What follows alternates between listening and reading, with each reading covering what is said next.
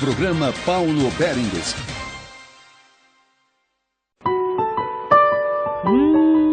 Delícias Padaria Delivery. Encomendas 39,95-1010 e o WhatsApp 8294-1010.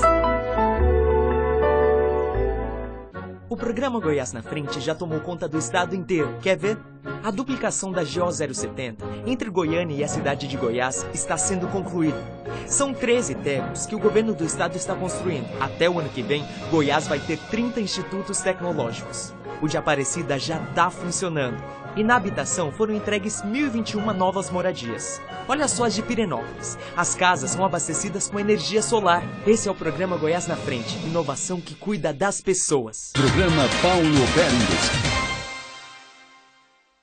Tudo bem? Muito boa noite para você. Nós estamos chegando, como em todos os domingos, para falar sobre as coisas da política. E no programa de hoje, a gente recebe uma política que tem uma larga experiência dentro dessa área, já foi secretária nacional de assistência social, já foi deputada federal e 2 vezes senadora. E, naturalmente, que está de olho já em 2018. A gente vai saber para quê, se ela vai tentar mais uma reeleição ou se, como ela disse da última vez em que esteve aqui, pode pretender disputar o governo do estado, mas enfim, é ela que vai dizer para a gente tudo isso e muito mais do que acontece lá em Brasília e do que acontece aqui em Goiás. Estou falando da senadora Lúcia Vânia, que é do PSB e é também presidente estadual do partido. Tudo bem, senadora? Boa noite. Boa noite, Paulo. Boa noite a todos que nos acompanham nesse momento. É um prazer enorme estar aqui com você. E é um prazer muito grande também recebê-la aqui no nosso programa. Saiba que toda vez que a senhora vem, a senhora enriquece o nosso programa, dado o seu trabalho e dado também o seu caráter, a sua formação, a sua pessoa. E eu esqueci de dizer, é também jornalista. Não é isso? Formada pela Universidade Federal de Goiás. Tive o prazer de ser companheiro, colega de classe da senhora.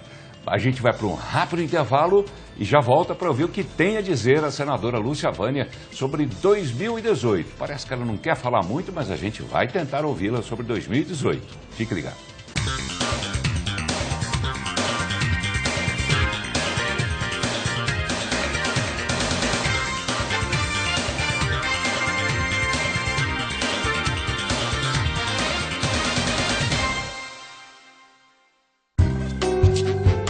Família.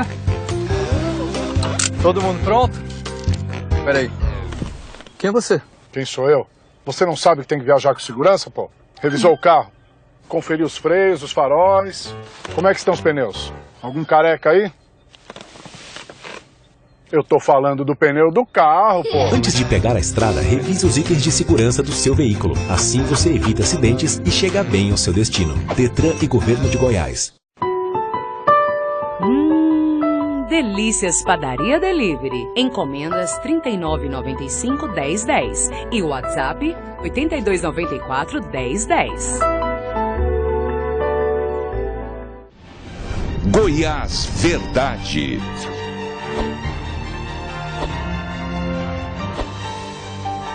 Tudo sobre o que eles estão fazendo ou deixando de fazer.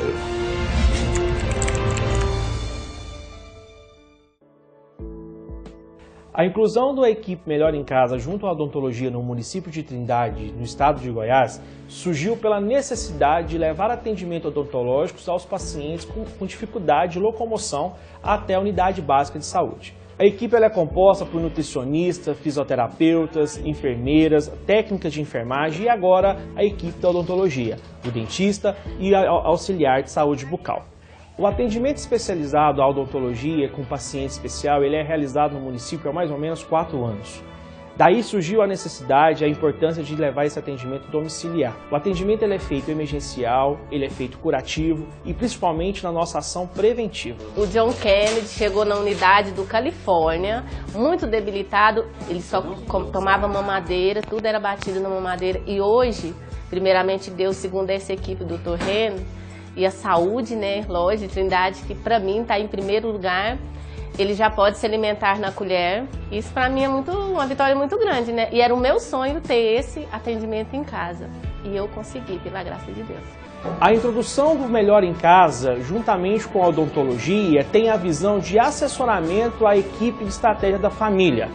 Eles entram como apoio ao atendimento desses pacientes, feito a identificação pelos agentes comunitários de saúde, feito a triagem pela equipe da enfermagem do Melhor em Casa, tendo assim o acionamento da odontologia dentro do programa.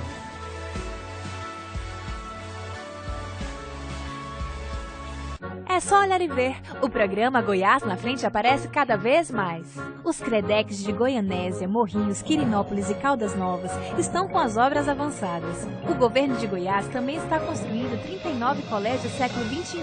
Olha só, em Águas Lindas, o trabalho está bem adiantado. Também tem os hospitais de Santo Antônio do Descoberto, Águas Lindas e o de Uruaçu, que está 70% concluído. Programa Goiás na Frente é assim. Inovação que cuida das pessoas. Muito bem, estamos voltando. O programa de hoje recebendo a senadora Lúcia Vânia, que é do PSB, ela que também é presidente estadual do partido. Senadora, eu gostaria de ouvir a senhora deu declarações, inclusive, ao site goiasverdade.com.br esta semana, dizendo que a senhora só quer falar sobre eleições em 2018. A senhora começou a dizer isso, que só quer falar de 2018 em 2018, a partir de um determinado momento em que a senhora deu entrevistas, fazendo inclusive críticas ao governo, depois a senhora disse que o que tinha que falar já falou. Por que a senhora não quer falar mais agora sobre 2018, afinal? Bem, porque nesse momento, Paulo, nós estamos vivendo uma situação atípica, uma situação política atípica. Eu estou no Congresso há muito tempo e eu nunca vi uma situação como essa que nós estamos vivendo.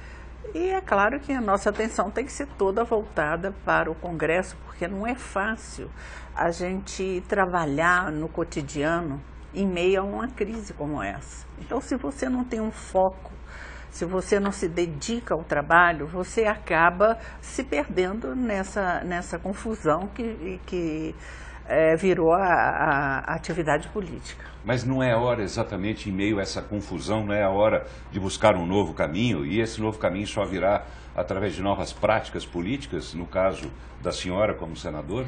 Sim, um novo caminho que eu entendo é o caminho do trabalho, é o caminho do resultado. Eu sempre entendi que o trabalho parlamentar tem que funcionar como resultado, porque se você quer trabalhar, você trabalha na atividade política. Se você não quer, você não trabalha. E a forma de você mostrar o trabalho é mostrando o resultado. E acredito que o novo hoje é exatamente isso. A população brasileira está cansada de discursos vazios, está cansada de políticos que não cumprem as suas obrigações. Então, eu entendo que buscar o novo é você buscar, em meio a essa crise, mostrar caminhos. É o que eu estou tentando Caminhos fazer. decentes, de preferência, né? Caminhos sérios, claro. Honestos, decentes, é tudo que a população espera. É o que eu tento fazer hoje no Congresso. Hoje eu presido uma das comissões mais importantes, que é a Comissão de Educação. É uma coisa inteiramente nova para mim. Eu já fui presidente da Comissão de Assuntos Sociais, da Infraestrutura, de Desenvolvimento Regional e agora de Educação. E educação é um grande desafio para o país e é um grande desafio para mim mesma, para que eu possa realmente mostrar um trabalho diferenciado. Eu vou acabar desviando do assunto da política, mas tudo passa pela política, inclusive a educação, né? Porque fala-se muito que o PT aparelhou, né, o Brasil inteiro, inclusive a educação.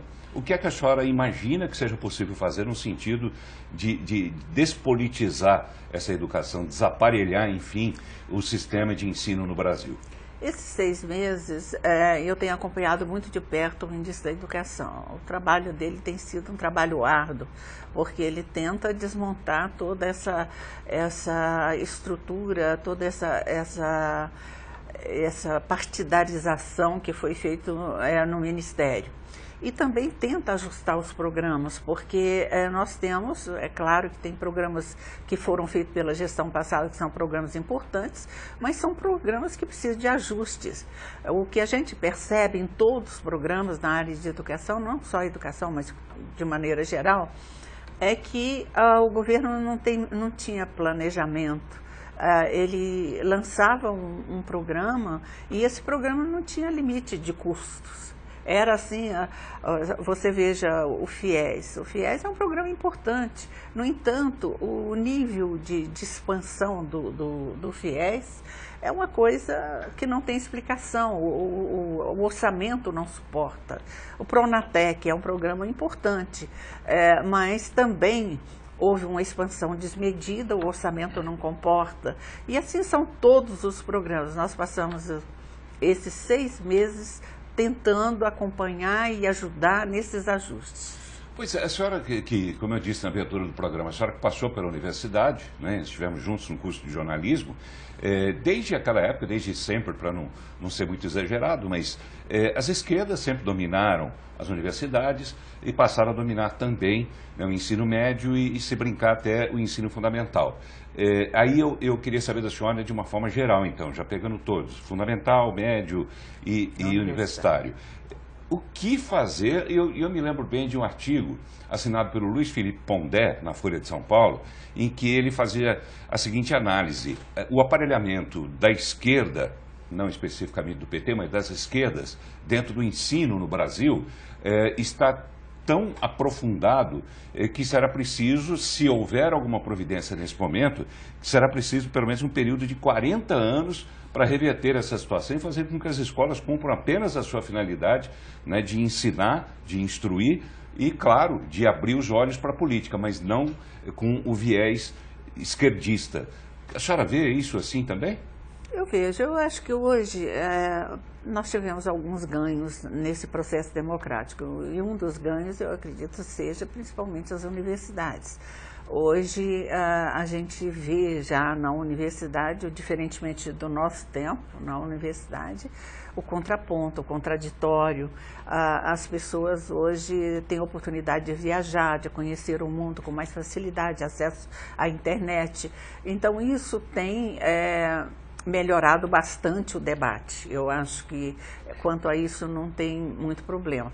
O problema que eu vejo hoje é ajustar os programas ao orçamento e, ao mesmo tempo, buscar a qualidade desses programas, de fazer com que esse recurso seja realmente aproveitado. Vamos voltar para a política, então? Volte. A senhora vai ser candidata à reeleição ou ao governo? Volte para a política.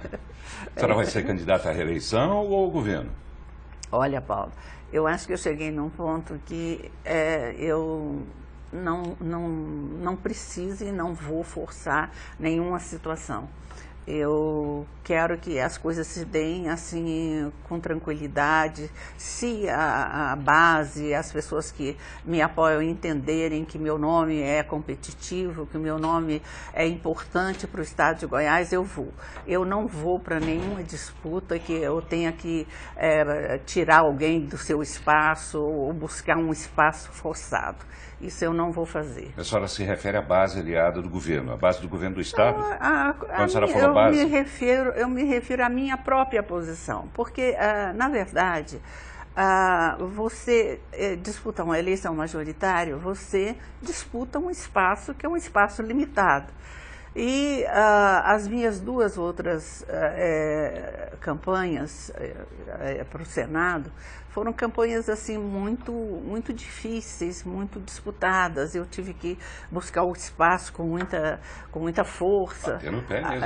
Agora não, agora eu só vou mesmo disputar a eleição se eu entender que a minha posição é uma posição tranquila e que eu possa acrescentar alguma coisa ao grupo que eu represento. Esse grupo que a senhora representa, isso que eu queria saber, qual é? É o da base do governo do estado ou é do PSB e alguns partidos? Olha, eu tenho uma base no PSB, no PSDB de 20 anos, né? Eu militei 20 anos no PSDB, obviamente, eu tenho uma parte da minha base no PSDB. E tenho hoje a responsabilidade de estruturar um novo partido. Esse partido, eu tenho trabalhado nele assim de forma muito delicada, e eu quero formar um partido que venha ao encontro do que a sociedade deseja, uma coisa diferente. Então eu não tenho pressa de fazer o partido crescer, de fazer o partido tirar pessoas de um partido para o outro, não tem nada essa preocupação. A minha preocupação é exatamente responder a essa base que sempre respondeu com votos à minha pessoa. Então eu não posso realmente dizer, olha, eu sou inteiramente livre para decidir meu caminho. Eu tenho pessoas que estão ligadas a mim e que esperam um comportamento que seja de conjunto e não individual. Como a senhora disse, a disputa é difícil porque são poucas cadeiras, né, para muitos Sim, pretendentes. É verdade. Se a senhora pretender disputar mais uma vez o Senado, vale lembrar que são 2 vagas este ano. Uma delas a senhora considera que dentro da base já esteja reservada para Marconi? Pelo menos ele disse isso nessa semana lá na cidade de Goiás, que ele vai realmente se desincompatibilizar no ano que vem, abrindo espaço para José Hélito e vai concorrer ao Senado. Essa vaga já é dele. Obviamente ele é a maior liderança do partido e da base aliada, ele tem toda a preferência da vaga, né? Eu acredito que se ele for disputar, e também ele tem dito reiteradas vezes que só vai falar nisso depois que ele entregar o cargo. Então, na verdade, é muito difícil, nesse quadro que nós estamos vivendo, a gente estabelecer já os candidatos. Sobra uma vaga, né? Se ele realmente for confirmado é claro que como candidato, sobra uma vaga. Obviamente, se ele for disputar, uma vaga é dele pela liderança que ele exerce nessa base aliada. Tempos atrás, ele chegou a dizer num evento do PP que o voto dele seria para o Wilder, que é o presidente estadual do partido, hoje senador Wilder Moraes. Isso a senhora entende como sendo que o Wilder já teria também uma vaga assegurada? Como é que a senhora entendeu essa afirmação do governador? Olha, eu entendi isso com a naturalidade. Você dá o voto para quem se achar que deve merecer o seu voto. Mas se ele é a maior liderança dentro da base, mas o voto dele é um voto, né? Ele tem o direito de dar ele para quem ele quiser. Ficou meio misteriosa essa declaração, porque o voto pode ser tanto o voto pessoal quanto a vontade dele de que o Wilder seja o candidato. O Wilder é uma pedra no sapato da senhora? Olha, Paulo,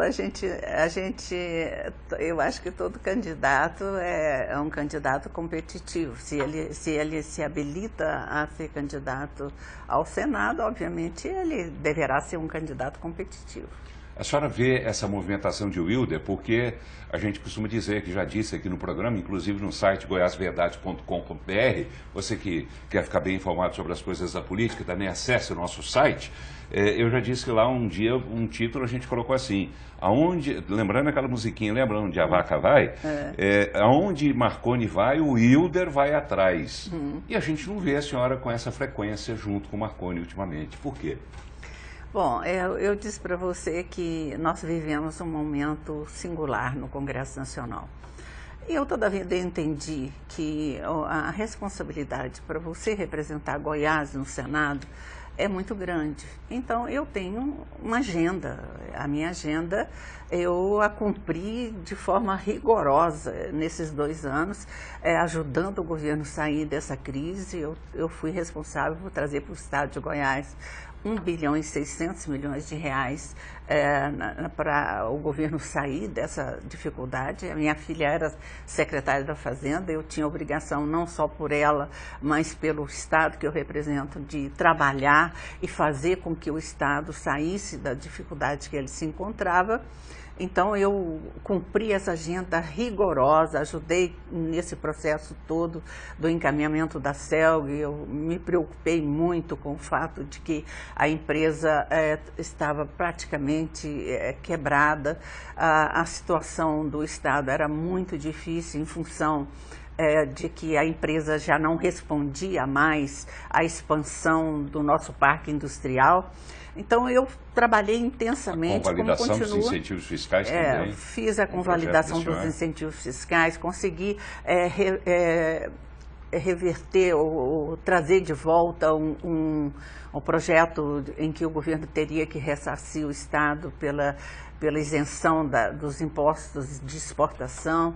Então, eu trabalhei intensamente e eu tinha uma agenda. E eu tenho sempre comigo que para você poder trabalhar uma agenda rigorosa como essa, você precisa ter força dentro do Congresso, você precisa estar presente, você precisa participar de tudo. E eu atingi no Senado um nível de credibilidade que pouca gente consegue. E é nessa credibilidade que eu jogo todo o meu trabalho. E tendo isso, eu não preciso ficar recorrendo toda hora ao governo, às pessoas para me ajudar. Eu preciso mostrar a minha força, eu preciso construir caminhos para ajudar o Estado. É o que eu faço. A senhora é uma política experiente, com base nesse cenário que a senhora conhece bem. Neste momento em que estamos gravando o programa, eu gostaria de saber da senhora que perspectiva a senhora vê para que a senhora seja a segunda candidata ao Senado dentro dessa base do governador Marconi Perillo, de 0 a 10? Não, eu não posso eu não posso responder essa pergunta sua, porque isso vai depender muito do que vai acontecer até o final do ano. Como a população vai avaliar cada político, como a população vai avaliar o meu trabalho. Enfim, nós temos um quadro totalmente novo. A população hoje está rejeitando todos os políticos, ela não consegue ainda separar quem é que trabalha, quem é que não trabalha, quem tem compromisso com o interesse público, quem não tem, quem é político corrupto, de uma forma geral, quem não é. Está desacreditado. Então está tudo muito misturado. E eu acho que a população precisa de tempo para poder acomodar as coisas e partirmos para um processo eleitoral totalmente diverso desse que nós estamos habituados. O caminho da senhora também pode ser totalmente diverso do que está acontecendo nesse momento, ou seja, confirmar-se-ia o que disse o deputado estadual Lissauer Vieira em fevereiro, quando ele deu uma entrevista dizendo que o PSB iria sim conversar com o DEM e também com o PMDB e que poderia ter candidato próprio ao governo. Esse pode ser o caminho também? Olha, na minha visão hoje, a população não quer saber de partido. É uma coisa incrível. O que eu acho que pode ser feito é uma grande frente em Goiás para poder realmente criar um clima de mudança. E essa frente tem várias pessoas aí que pode integrar essa frente, que são pessoas novas, que estão começando, pessoas que têm lastro, mas que representaria talvez uma coisa inteiramente diferente do que isso que nós estamos habituados. A senhora teria um nome para citar? Tem vários nomes aí que poderiam representar bem essa frente. Eu pediria a você que me permita não citar nomes. Eu prefiro ficar em silêncio. Sim. Prefiro ficar em silêncio. A senhora tem visto com frequência, né, ao lado de Caiado, em fotos, em eventos, aquela coisa toda, e é natural que a imprensa observe isso e veja nisso um movimento da senhora ou dele no sentido de um acordo entre os dois. Isso existe? Olha, o que existe é uma parceria boa que nós fazemos no Senado. Tanto eu como o Caiado, eu acho que nós chegamos num nível de amadurecimento em que a gente já tem possibilidade de fazer um trabalho independente de partido. Então, tanto ele como eu têm um compromisso muito grande com o Estado de Goiás. E é claro que quando tem qualquer projeto que possa unir essa força dele e minha, a gente acaba se complementando e tendo bons resultados. Essa dobradinha que nós temos feito no Senado, que às vezes incomoda um pouco aqui o mundo político, ela é extremamente importante para Goiás.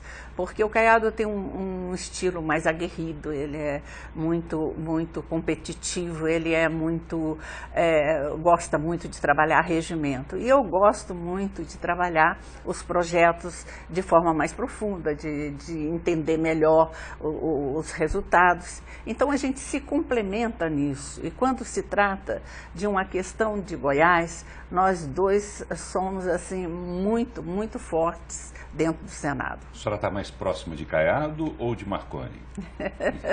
Bom, aí eu tenho uma convivência hoje muito grande, porque você veja bem, com esse problema, com essa crise que nós vivemos, eu praticamente fico o dia inteiro no Congresso. E a convivência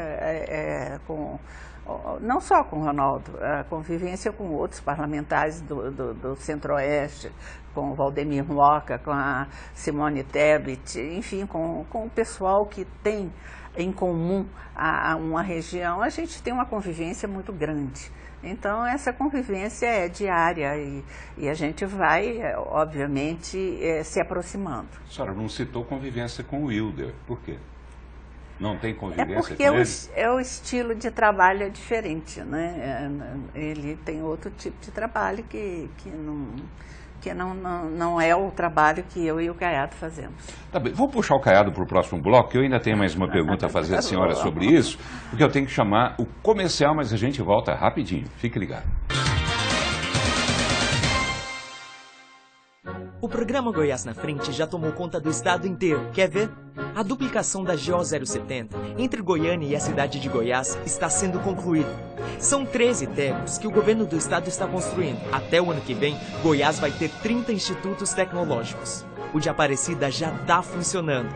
E na habitação foram entregues 1.021 novas moradias. Olha só as de Pirenópolis. As casas são abastecidas com energia solar. Esse é o programa Goiás na Frente. Inovação que cuida das pessoas. Delícias Padaria Delivery. Encomendas 39,95-1010 e o WhatsApp 8294-1010. Todo mundo pronto? Você de novo? É claro, meu irmão. Se vai viajar, tem que viajar com segurança. Não quero saber de ultrapassagem proibida, bebida alcoólica e nada de correr. Todo mundo usando cinto de segurança? Sim. Olho na estrada. Porque, ó, tô de olho em você. Nessas férias, viaje com segurança, respeite os limites de velocidade, não ultrapasse em locais proibidos e use sempre o cinto de segurança, inclusive nos bancos de trás. Detran e Governo de Goiás. A inclusão da equipe Melhor em Casa junto à odontologia no município de Trindade, no estado de Goiás, surgiu pela necessidade de levar atendimento odontológico aos pacientes com dificuldade de locomoção até a unidade básica de saúde. A equipe é composta por nutricionistas, fisioterapeutas, enfermeiras, técnicas de enfermagem e agora a equipe da odontologia, o dentista e auxiliar de saúde bucal. O atendimento especializado à odontologia com paciente especial ele é realizado no município há mais ou menos 4 anos.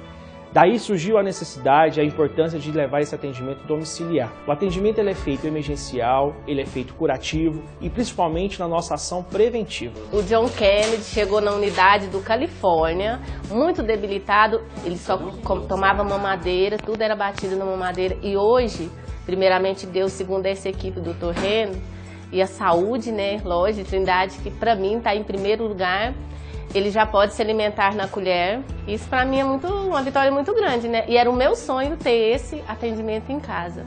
E eu consegui, pela graça de Deus. A introdução do Melhor em Casa, juntamente com a odontologia, tem a visão de assessoramento à equipe de estratégia da família. Eles entram como um apoio ao atendimento desses pacientes, feita a identificação pelos agentes comunitários de saúde, feita a triagem pela equipe da enfermagem do Melhor em Casa, tendo assim o acionamento da odontologia dentro do programa.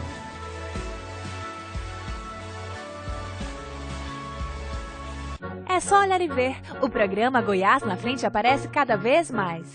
Os CREDECs de Goianésia, Morrinhos, Quirinópolis e Caldas Novas estão com as obras avançadas. O governo de Goiás também está construindo 39 colégios século XXI. Olha só, em Águas Lindas, o trabalho está bem adiantado. Também tem os hospitais de Santo Antônio do Descoberto, Águas Lindas e o de Uruaçu, que está 70% concluído. Programa Goiás na Frente é assim. Inovação que cuida das pessoas. Muito bem, estamos voltando. O programa de hoje recebendo a senadora Lúcia Vânia, que é do PSB e é também presidente estadual do partido e presidente também da Comissão, né, de Educação lá no Senado. Senadora, no final do bloco anterior, eu disse que gostaria ainda de falar de Caiado, mas vou explicar por quê. Porque o seu partido, o PSB, esteve no centro das notícias quando se falou de uma provável fusão com o DEM, Democratas, ao qual pertence Ronaldo Caiado. Esse assunto, ao que parece, ficou meio quieto, mas agora parece que ressurge com a possibilidade, inclusive, dessa atração, para não usar outra palavra, que o presidente Michel Temer está querendo fazer de socialistas, né, de partido, de membros do seu partido, deputados federais do seu partido, para o PMDB, ao mesmo tempo em que Rodrigo Maia também quer se cacifar para poder concorrer, ou pelo menos ocupar, ainda que temporariamente, a presidência da República no caso de impedimento de Temer. E isso faz com que essa história de ressuscitar essa fusão de DEM e PSB volte ao noticiário. O que é que tem de concreto nisso? Olha, o que acontece é que o PSB hoje tem 46 deputados federais. E é um partido bem estruturado. Tem 4 governadores, tem um vice-governador de São Paulo, tem, enfim, uma bancada estadual grande em cada um desses estados. No entanto, com a morte do Eduardo Campos, o partido ficou sem uma liderança nacional de peso. Embora o presidente do partido seja uma pessoa muito respeitada, uma pessoa muito preparada, mas ele não tem mandato e ele procura manter o partido unido. Quando chegaram as reformas, agora, recentemente, a reforma da Previdência, a reforma trabalhista, a própria reforma política, o partido se viu numa situação muito complicada, porque é um partido que tem um compromisso histórico com os trabalhadores, tem um compromisso histórico com o social. No entanto, a reforma que veio para o Congresso Nacional era uma reforma que, de certa forma, principalmente quando ela chegou na Câmara, que houve várias emendas, ela ficou uma reforma que feria profundamente os princípios do partido. E o presidente do partido tomou uma decisão que, não, na minha visão... Você se refere à reforma trabalhista. Tomou uma decisão de fechar a questão em relação à reforma trabalhista. E alguns deputados não gostaram disso. E grande parte desses deputados não foram ouvidos antes do presidente fechar a questão. Com isso, houve uma dissidência. E essa dissidência, ela se deu muito mais entre os deputados que vieram recentemente para o partido, não aqueles históricos do partido.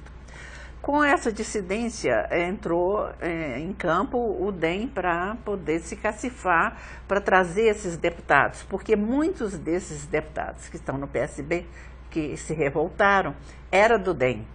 Por exemplo, a líder do partido era do DEM, o Heráclito Fortes era do DEM, e veio para o PSB com o Eduardo Campos, porque ele tinha uma perspectiva aí de poder. E agora quem tem a perspectiva de poder é o Rodrigo. Exatamente. E esses deputados é que lideraram essa dissidência. Com essa ação do DEM, feita pelo presidente da Câmara, o Temer se viu também no direito de puxar para o PMDB essa dissidência. Claro. E que deu esse conflito com o presidente da Câmara e o presidente da República, né? Mas isso eu acredito que está sendo contornado. Hoje esse grupo deverá se encontrar, a liderança do PSB deverá se encontrar com o Geraldo Alckmin em São Paulo. Eles vão tratar desse assunto. O vice do Geraldo Alckmin é do PSB, é o França. E eles estão tentando contornar para que não haja uma dissidência. Que pode ser, inclusive, candidato ao governo em São Paulo. O Márcio França é candidato ao governo de São Paulo e é também candidato à presidência do partido, que deverá ser trocada agora em outubro. Então, é uma movimentação política, até certo ponto, normal dentro desse quadro A senhora não tem receio de que esses dissidentes possam puxar outros do PSB e haver quase que uma fusão entre PSB e DEM? E se houver a fusão entre PSB e DEM, eu estou curioso para saber como é que ficaria aqui em Goiás. A senhora mandaria no partido ou Caiado? Já perguntaram isso. Não existe essa possibilidade, porque há um diferencial aí grande entre os princípios defendidos pelo DEM, antigo PFL, e os princípios defendidos pelo PSB. Eu acho que pode haver até uma aliança tática, mas uma fusão é muito difícil. Mas falando em aliança tática, que me parece que é o que a senhora disse no bloco anterior, que acontece lá em Brasília entre a senhora e Ronaldo Caiado, a senhora dizendo que ambos defendem os interesses de Goiás, não foi bem assim que aconteceu no caso da CELG, quando a sua filha, então secretária da Fazenda, Ana Carla, ela lutou pela venda da CELG, para a viabilização da venda da CELG, a senhora lutou por isso e Caiado foi absolutamente contra. Ali os senhores trocaram farpas, principalmente a filha, né? A Ana Carla não poupou adjetivos a Caiado e vice-versa. Como amadurecer, uma palavra que a senhora usou no bloco anterior, como é que é amadurecer essa relação superando casos como esse? Sim, na verdade essa questão da CELG era uma questão muito localizada. Havia um questionamento do Caiado há muito tempo, porque toda essa negociação que envolveu a CELG foi muito confusa. E você testemunha disso na campanha mesmo para o Senado. Eu estive aqui no debate, eu, Demóstenes e Marconi, e já essa questão já era uma questão problemática. Ela não era... Eu me lembro dos bastidores. Ela não tinha muito consenso. Me lembro dos bastidores, o que a senhora disse nos bastidores, que não disse no ar. Ela não tinha consenso. Então, era... Toda a vida, eu que acompanhei a criação da CELG, que vi o desenvolvimento dela. Irapuã foi presidente da CELG, o René Pompeu de Pina, que é um grande amigo, também foi presidente. Então, eu acompanhei muito a história da CELG e, obviamente, eu sempre tive o interesse que a empresa fosse uma empresa estatal, uma empresa que pudesse crescer com o Estado. No entanto, ela entrou num processo de deteriorização tão grande que tinha que haver um resultado, porque o Estado já não podia mais conviver com a empresa na situação que estava. E essa compreensão eu tinha, porque eu acompanhei essa história, diferentemente do Caiado, que acompanhou a história por fora, não por dentro como eu acompanhei. E há uma certa... um desconforto entre o Caiado e o governador. E, nesse caso, pesou bastante isso. Mas, o lado pessoal de Caiado. O lado pessoal de ambos, né? Eu acho que ali tem um conflito muito sério. Mas ali naquele episódio, eu mostrava para ele com todos os números que não tinha saída, que a saída teria que ser aquela. E era melhor para o Estado de Goiás. Ele, obviamente, tomou o caminho dele. Com o tempo, essas coisas vão sendo ajustadas. Ele foi vendo, e ele sabe, como eu sei em relação a ele, que tanto ele como eu defendemos com toda a força o Estado de Goiás. E acho que, à medida que a gente vai convivendo e vendo a defesa que cada um faz, que é sincera, que é correta, isso aproxima a gente. E é isso que está se dando. E talvez também a idade faz com que a gente seja mais tolerante, mais paciente. Mesmo? A senhora está assim? Eu acho que é. Senadora, a senhora está mais perto, agora eu vou fazer a pergunta trocando os personagens. A senhora está mais perto de Caiado do que de José Hélito? Eu não entendo esse mais perto que você A senhora se sentiria mais à vontade subindo num palanque para pedir votos para Caiado ou para José Hélito? Olha, nesse momento eu tenho que dizer para você que o meu foco é o Congresso Nacional. Mas que a senhora trata desse assunto, trata. Fora do ar, não, mas trata. Não. Mesmo? Não, até agora não. Eu acho que recentemente os jornalistas me perguntaram: você acha que tem uma candidatura consolidada? Eu acho que não. Por quê? por esse quadro que nós estamos vivendo.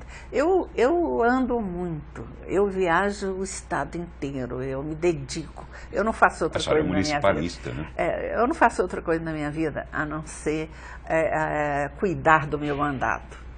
Então, na verdade, eu caminho, eu converso com as pessoas, eu recebo as pessoas. Eu vejo que não tem clima para se falar em candidatura nesse momento.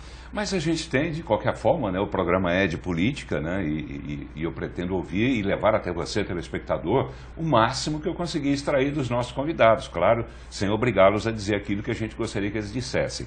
Mas eu sou obrigado a fazer as perguntas e a senhora fica à vontade, naturalmente, como qualquer outro convidado que venha aqui, né, de responder ou não, ou de guardar lá para frente a resposta. Paulo, o pessoal fala muito assim que queria que eu falasse como a Ana Carla fala. Seria bom, hein?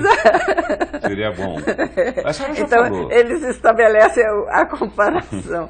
Eu disse, bom, eu tenho o triplo da idade dela, né? Ana Carla que deixou saudades aqui, né? Uma grande pessoa. Mas eu queria também, ainda falando sobre a política, eu queria saber, senadora, essa aproximação da senhora com o Caiado, a senhora tem conversado com eles? Tenho, né? Dá para dizer assim, o quê? Conversado... Política? Não. Eu tenho, eventualmente, quando eu encontro, converso, eu tenho um carinho muito grande por ele. E tem ajudado a prefeitura. Agora mesmo eu devo entregar, né, nessa próxima semana, uma usina para asfalto aqui de Goiânia. Eu fiz esse trabalho aí junto ao secretário de obras dele. É um trabalho interessante. E tem ajudado, e ele também tem me ajudado muito, as minhas emendas de Goiânia, com a paróquia aqui do Pedro Ludovico, com a paróquia lá do Itatiaia, com os programas sociais que eu tenho em Goiânia, eu sempre trabalho muito ligado ao grupo dele, à Prefeitura de Goiânia. Daniel Vilela faz parte do grupo dele? Olha, eu não entro assim no campo político ali, né? Porque a minha relação com o prefeito é uma relação administrativa. Eu não entro na questão política. Tá, mas a senhora pelo menos tem a percepção de que a senhora se aproximando de Caiado, se aproximando de Íris, isso pode fortalecer a pretensão de Caiado de ter o apoio de Íris e Daniel Vilela ficar de fora da disputa. Você está fazendo uma ginástica muito grande. Mas não é assim que os senhores pensam? Não. Não? As coisas acontecem por acaso? Não. Mas que isso enfraquece o Daniel? Uma ilação aí muito complicada, uma equação complicadíssima. Mas isso não enfraquece o Daniel? O quê? A aproximação da senhora com Caiado, se houver lá na frente, de Caiado com Íris, quer dizer, Daniel acabou ficando isolado. Não, mas eu não trabalho a questão política com esse grupo. Não tem ainda? como. Não a senhora tem diria como. que não trabalha definitivamente ou ainda não? Não trabalho. A minha relação é inteiramente administrativa. Tá bom, a gente acredita nisso. Senadora, eu tenho que chamar mais uma vez o intervalo, mas a gente volta rapidinho. Fique ligado. É só olhar e ver. O programa Goiás na Frente aparece cada vez mais. Os Credecs de Goianésia, Morrinhos, Quirinópolis e Caldas Novas estão com as obras avançadas. O governo de Goiás também está construindo 39 colégios século XXI. Olha só, em Águas Lindas, o trabalho está bem adiantado. Também tem os hospitais de Santo Antônio do Descoberto, Águas Lindas e o de Uruaçu, que está 70% concluído. O programa Goiás na Frente é assim, inovação que cuida das pessoas. Delícias Padaria Delivery. Encomendas 39,95-1010 e o WhatsApp 8294-1010. Goiás Verdade.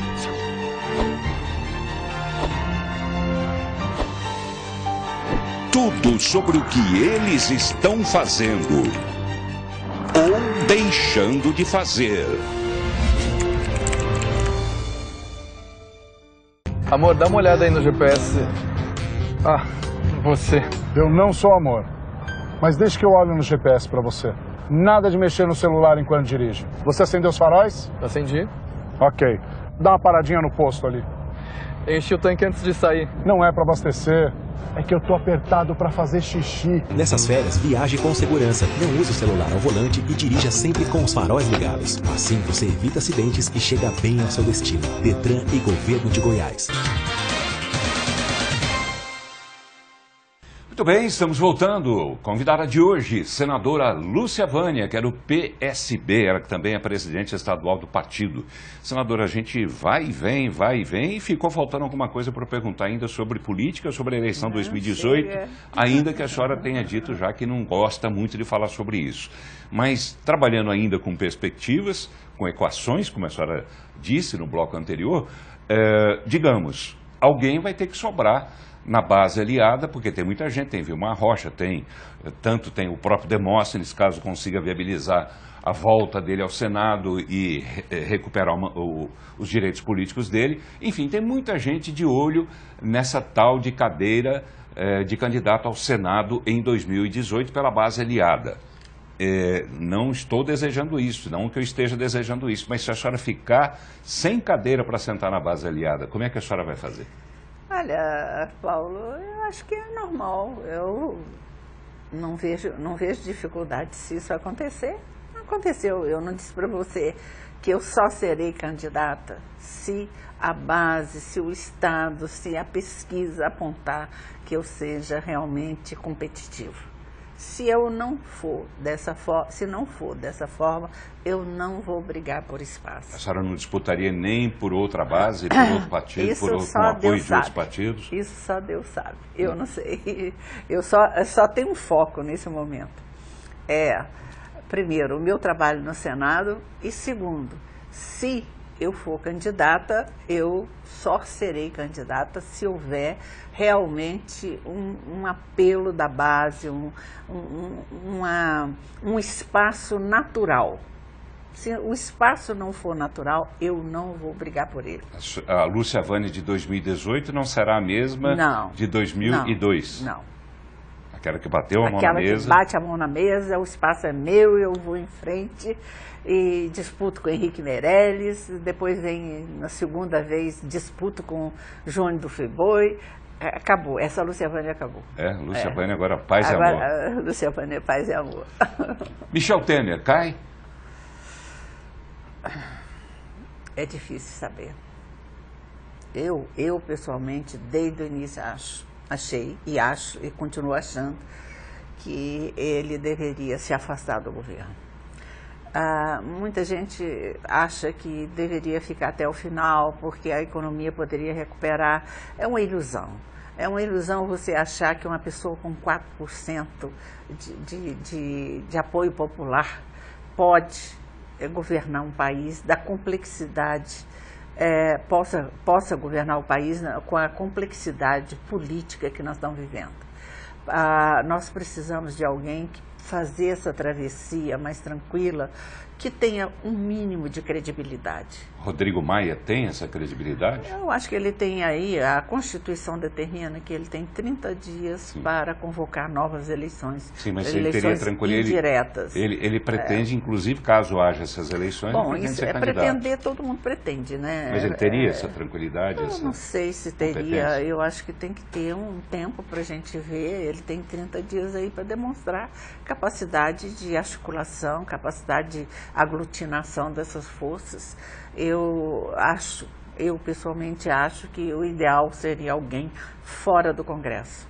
Lula? Enquanto não for condenado em segunda instância, teria chance? Lula? Sim? Não. A senhora entendeu quem? Não, eu acho Enquanto que não for condenado em segunda instância, ele pode. É uma pessoa que possa fazer a transição. Você não vai botar uma pessoa que faça o país no caso de uma eleição direta entrar em convulsão outra vez. Não, eu acho quem que seria? Que político? Nós temos um político hoje no equilibrada, Brasil? uma pessoa que possa... tem várias pessoas, nomes de credibilidade. A travessia são aí 6, 7 meses. Eu acho que isso é um tempo muito curto. Uma pessoa que possa segurar o governo até as novas eleições. Do jeito que está, na situação que está hoje, Hoje os jornais, a imprensa nacional toda foca o desconforto do ministro da Fazenda, que já não sabe mais o que ele pode fazer para segurar as contas públicas. Então isso não pode continuar dessa forma, porque o país precisa de um ajuste severo. Ele não pode abrir as comportas como está abrindo. Então é preciso mudar isso. Eu me referi naturalmente às novas eleições, a possibilidade de Lula concorrer. Mas a senhora falou de Meirelles. Meirelles realmente está, no dizer de Hélio Gaspari, né? Ele está sendo fervido, né? E não fritado. Fervido, segundo ele, parece que é pior ainda do que fritado. Vai cozinhando devagarinho. Vai cozinhando devagarinho. O fogo lento. A senhora acredita nisso? Meirelles, inclusive, eu não só acredito, disputar. como eu estou vivendo isso, né? Eu trabalho muito a área econômica. Nós temos um grupo de senadores que está trabalhando a redução de juros. A gente trabalha muito com o Banco Central e o Ministério do Planejamento e Fazenda. E eu vejo o Tesouro Nacional. Eu vejo que do jeito que está sendo feita a abertura que o presidente está fazendo, num momento que nós temos um rombo das contas públicas na ordem de 230 bilhões de reais, e você aumentar essa meta. Qual é a grande luta do Meirelles hoje? É não ultrapassar essa meta que foi fixada no orçamento do ano passado. Ainda que seja a custa de aumento de impostos. Existe um grupo no governo que quer ampliar mais essa meta, passar essa meta aí para 270. E o Henrique, eu tenho certeza que ele não ficaria no governo se esse grupo que está puxando para ampliar a meta de endividamento querer ampliá-la. Eu acho que ele não ficaria. Henrique está fazendo um bom trabalho, na opinião da senhora? Excelente trabalho. Ele tem segurado esse momento que nós estamos vivendo. E essa medida impopular de aumentar PIS, COFINS do combustível? Essa medida impopular é em função de que abriram as comportas de tudo, fizeram reajustes fora do normal, enfim, uma série de ações que o governo tomou, uma parte do governo tomou, e que leva ele a buscar o que é possível dentro de um quadro desse. Então, esse aumento de impostos, eu acho que é uma coisa terrível, era a última coisa que poderia acontecer nesse momento. Eu sempre entendi que o aumento de impostos e essas reformas, tanto trabalhista quanto a reforma da Previdência, que são necessárias, mas que não tem, o presidente não tem credibilidade para implementar essas reformas. Então a sociedade vira as costas para elas. E tem uma história que é o mercado quer. O mercado quer porque facilita a vida do mercado, mas a população não quer. E se torna ingovernável essa situação que nós estamos vivendo. A senhora diz que a reforma trabalhista é indispensável. Sim. Mas na hora de votar a senhora se absteve. Muita gente não entendeu. A senhora poderia explicar por quê? Eu acho que não entendeu porque, na verdade, a maioria das pessoas não entenderam bem a reforma. Porque nós não terminamos a reforma. Agora vamos voltar para o Congresso e vamos votar, mas é uma medida provisória que vai mudar a lei que já foi sancionada. O que acontece? Eu queria a reforma, sim, que acho necessária, mas sempre entendi que ela não era uma reforma de se fazer nesse momento, pelo menos da forma com que foi feita. Ela tinha alguns pontos que precisavam ser mudadas e foram levantadas no Senado. Por exemplo, o trabalho de gestante em locais insalubres, o trabalho intermitente na indústria, que é complicado, e uma série de outros trabalhos, trabalho seguido, 12 horas, depois 36 de descanso. Isso funciona na indústria, em São Paulo, em Goiás, mas não funciona na zona rural. Você já pensou um cortador de cana trabalhar 12 horas por dia, ter meia hora de almoço? Isso não existe. Então, esses pontos foram levantados no Senado. Só que, ao invés de mudar isso no Senado, o que a base do governo fez? Um acordo para que o Senado aprovasse o projeto do jeito que estava e que o governo modificaria esses pontos através de medida provisória. Faria um remendo depois. Então, o que eu estou no Congresso há muito tempo. Eu sabia que essa medida provisória ela seria complicada, porque a Câmara não ia concordar. E qual era o argumento do governo? O argumento era que tinha que votar do jeito que estava, porque se voltasse para a Câmara ia modificar. Ora, a medida provisória vem agora. No dia seguinte, o presidente da Câmara disse o seguinte: eu não tenho compromisso com esse acordo, eu não vou votar essa medida provisória. Então, o meu voto estava certo. Porque eu entendia que grande parte da reforma ela deveria ser votada, mas tinha os pontos que eu queria votar contra esses pontos, como votei. Eu votei o destaque em favor da gestante, contra o trabalho intermitente e contra essa jornada seguida de 12 horas para o trabalhador rural. Houve remendos, né? Esse da gestante, por exemplo, trabalhar em lugar insalubre, foi trocado por uma palavrinha, uma frasezinha a mais, dizendo desde que o patrão garanta que não há risco para ela. A maternidade tem função social. Ela precisa ser protegida pelo Estado. A maternidade não é uma discussão de gênero, homem e mulher. A maternidade, uma criança nascer saudável é bom para a sociedade, porque ela vai ser um trabalhador amanhã produtivo, vai ser um trabalhador, enfim, com saúde. É uma questão humanizante isso. E se o Estado não protege a maternidade, eu não sei mais o que o Estado vai proteger. Senadora, a gente ainda tem cerca de 2, 3 minutos para encerrar o programa, e eu gostaria de retomar o início do nosso programa, quando a senhora falou sobre a sua decisão de não querer falar muito sobre a eleição em 2018, dado o momento político. E ao longo do programa a senhora foi desenhando esse momento político, aqui em Goiás e lá em Brasília também, no país todo. Então eu gostaria que a gente encerrasse, depois de a senhora enumerar tantos tópicos, que a senhora deixasse uma mensagem até para o telespectador sobre o que fazer, qual é a saída, tem saída, o que é que nós podemos e devemos fazer para melhorar a política no Brasil, além, claro, de escolher melhor, mas a gente escolhe de repente um que lá na frente se mostra indigno daquele voto. Fazer o que, senadora, para a gente encerrar? Para resumir tudo, Paulo, eu diria para você que nós falamos de tudo, menos daquilo que é mais necessário. O quê? A reforma política. Ah, sim. A reforma política é a rainha das reformas. É ela que deveria estar sendo discutida nesse momento com a sociedade. É ela que a sociedade quer ouvir. Ela quer saber como é que vai ser financiada essa campanha. Como é que vamos eleger um governador. Qual o limite de gastos que vai ter essa eleição. É isso que eu acredito que a sociedade quer. Se nós não tivermos uma reforma política, nenhuma outra reforma vai consertar esse país. Mas os políticos não querem fazer de uma forma geral, não generalizando, mas boa parte dos políticos não quer essa reforma. A única coisa que eles pensam é na janela de transferência para poder mudar de partido de acordo com a conveniência.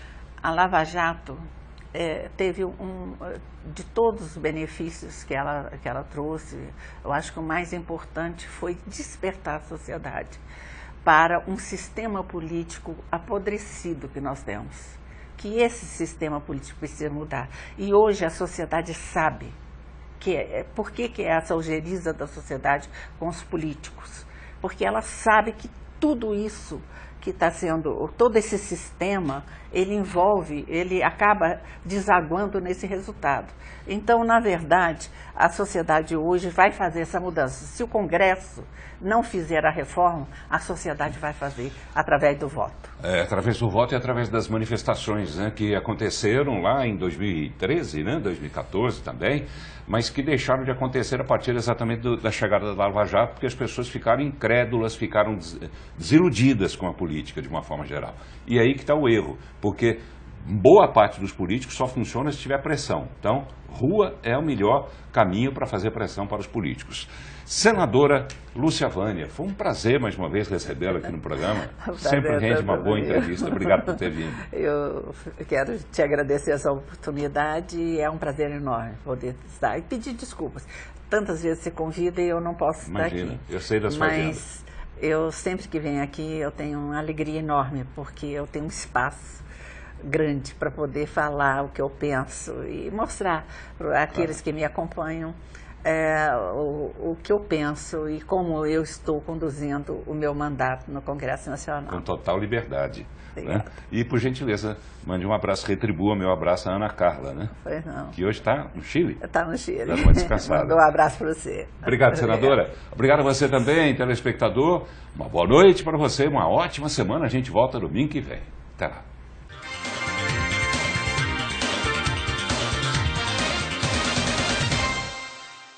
O programa Goiás na Frente já tomou conta do estado inteiro. Quer ver? A duplicação da GO 070 entre Goiânia e a cidade de Goiás está sendo concluída. São 13 tecos que o governo do estado está construindo. Até o ano que vem, Goiás vai ter 30 institutos tecnológicos. O de Aparecida já está funcionando. E na habitação foram entregues 1.021 novas moradias. Olha só as de Pirenópolis. As casas são abastecidas com energia solar. Esse é o programa Goiás na Frente. Inovação que cuida das pessoas. Programa Paulo Berengues.